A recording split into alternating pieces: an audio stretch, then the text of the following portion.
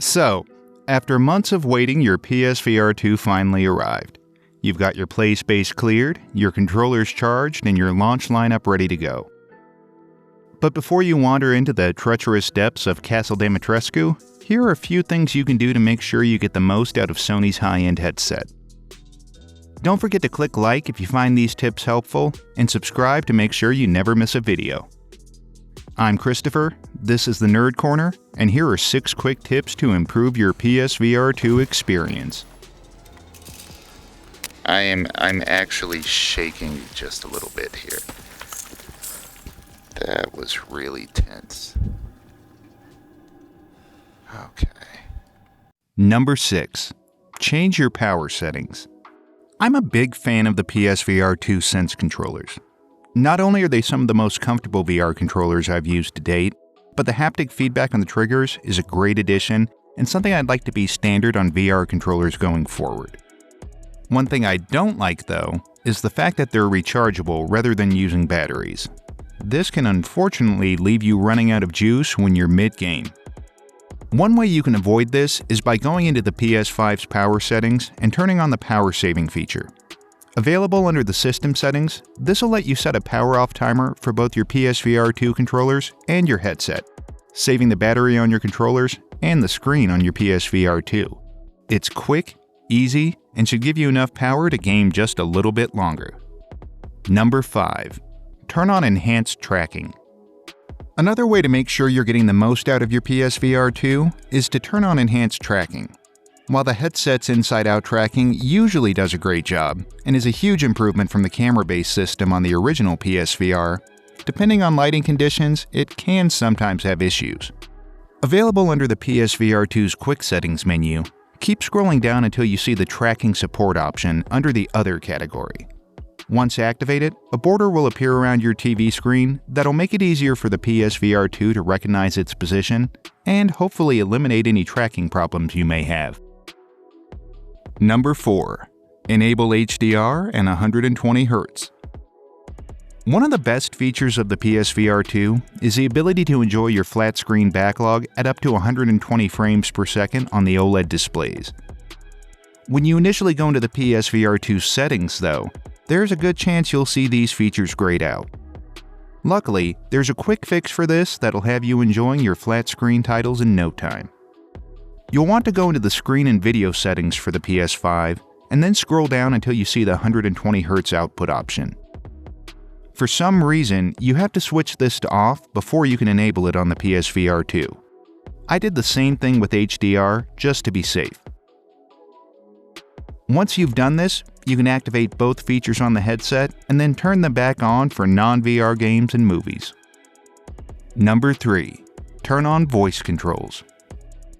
I'm a bit of a sucker for voice controls. It's how I control my phone when I'm out driving, and how I run everything from my lights to my TV when I get back home. So I was pleasantly surprised when I found out that the PS5 has a voice control feature in testing right now. Available under the voice command section in the settings menu, this will let you control several of the functions of your PS5 and PSVR2 using just your voice. You can set it up to listen for the "Hey PlayStation" command, and then change options for the speed and volume of the PlayStation Assistant, as well as setting the response timeout.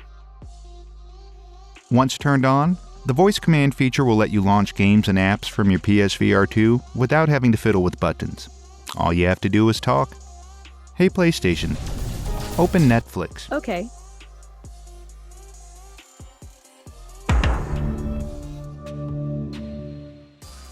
Number 2. Free up your hands. We're done with settings menus and on to 2 tips that may seem a bit silly, but can really help improve your time with the PSVR2. The first tip takes advantage of the PSVR2 Sense controller's unique shape to let you quickly and easily free up your hands when you're in the middle of a game. Now, while no one wants to stop exploring the galaxy just to take a call, sometimes you've just got to do it. Rather than having to loosen wrist straps and set your controllers to the side in order to do anything with your hands, all you have to do is simply let go of the Sense controllers and let them slide back down your wrist. Now you can easily grab a drink, or even subscribe to some great VR YouTube channels, and then be able to quickly hop back into the game, all without missing a beat.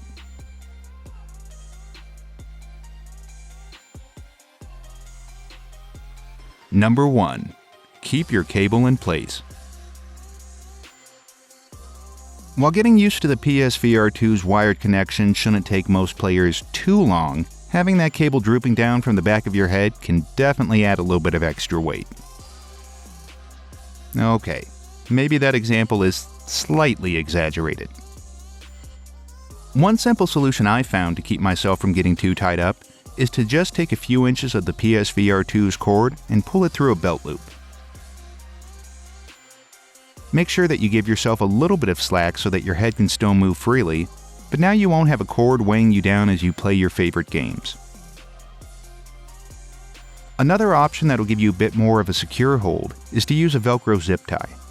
I'd already added one of these on my PSVR2 to make it easier to wrap the cable up when I wasn't using it, and it turns out that it also works perfectly for helping to keep your cord from dragging while playing.